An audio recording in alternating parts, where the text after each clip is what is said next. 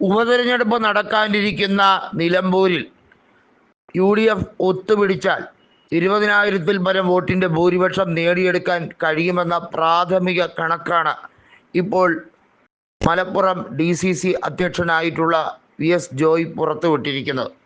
നിലവിലെ രാഷ്ട്രീയ സാഹചര്യം മനസ്സിലാക്കുമ്പോൾ UDFന് അനുകൂലമാണെന്നും അദ്ദേഹം പറയുകയാണ്.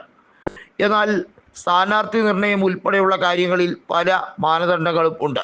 ഏറെ വിവാദകരമായിട്ടുള്ള ചില പ്രസ്താവനകൾ മുൻ MLA ആയിട്ടുള്ള PV അൻവർ നടത്തിയിട്ടുണ്ട്. ആര്യാടൻ ഷൗക്കത്തിനെയാണ് മത്സരിപ്പിക്കുന്നതെങ്കിൽ UDFന് പിന്തുണ കൊടുക്കുന്ന കാര്യം വീണ്ടും ആലോചിക്കും എന്ന് ഇടയ്ക്ക് വെച്ച് PV അൻവർ പറഞ്ഞിരുന്നു. ഷൗക്കത്തൊഴികെ ബാക്കി ആര് UDF സ്ഥാനാർത്ഥിയായാലും ഒരു രീതിയിലും മടി കൂടാതെ അവരെ പിന്തുണയ്ക്കും എന്നതായിരുന്നു PV അൻവറിൻ്റെ നിഗമനം. അതുകൊണ്ട് തന്നെയാണ് കോൺഗ്രസ് ജില്ലാ അടിസ്ഥാനത്തിൽ നോക്കുമ്പോൾ ഏറ്റവും കൂടുതൽ സാധ്യത ഷൗക്കത്തിനേക്കാളും VS ജോയിക്കാണ് എന്ന് പറയുന്നത്. VS ജോയ് മലപ്പുറത്തിനെ സംബന്ധിച്ചിടത്തോളം അവിടുത്തെ കോൺഗ്രസ്സുകാർക്ക് വലിയ രീതിയിലുള്ള അഭിമാന താരം തന്നെയാണ്. അത് കൃത്യമായി തുറന്നടിക്കുന്നത് വണ്ടൂർ MLA കൂടിയായിട്ടുള്ള AP അനിൽകുമാറാണ്. അദ്ദേഹം വണ്ടൂരിൽ നിന്ന് നിരവധി തവണയായി തുടർച്ചയായി ജയിച്ചുകൊണ്ടിരിക്കുന്ന MLA ആണ്. മുൻ മന്ത്രി കൂടിയായിട്ടുള്ള വ്യക്തിയാണ്. അദ്ദേഹം പറയുന്നത് VS ജോയിക്ക് മറ്റാരേക്കാളും വലിയ സ്വാധീനം മണ്ഡലത്തിൽ ഉണ്ട് എന്നുള്ളത് തന്നെയാണ്.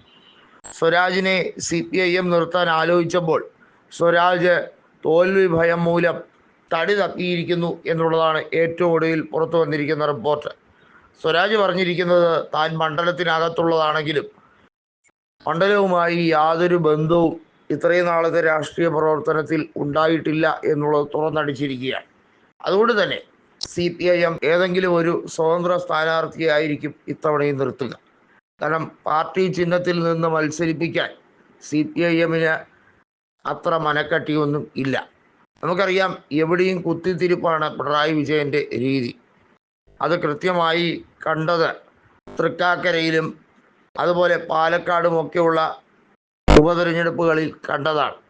പാലക്കാട് ഉപതെരഞ്ഞെടുപ്പിൽ രാഹുൽ മാങ്കൂട്ടത്തിനെതിരെ UDF വിട്ട് LDFിലേക്ക് ചേക്കേറി യാതൊരു ഐഡിയോളജിയും ഇല്ലാതെ വായിൽ തോന്നുന്ന കോതയ്ക്ക് പാട്ട് എന്ന രീതിയിൽ പറയുന്ന ഡോക്ടർ P സരിനെയാണ് സ്റ്റെതസ്കോപ്പ് അടയാളത്തിൽ നിർത്തിയത്.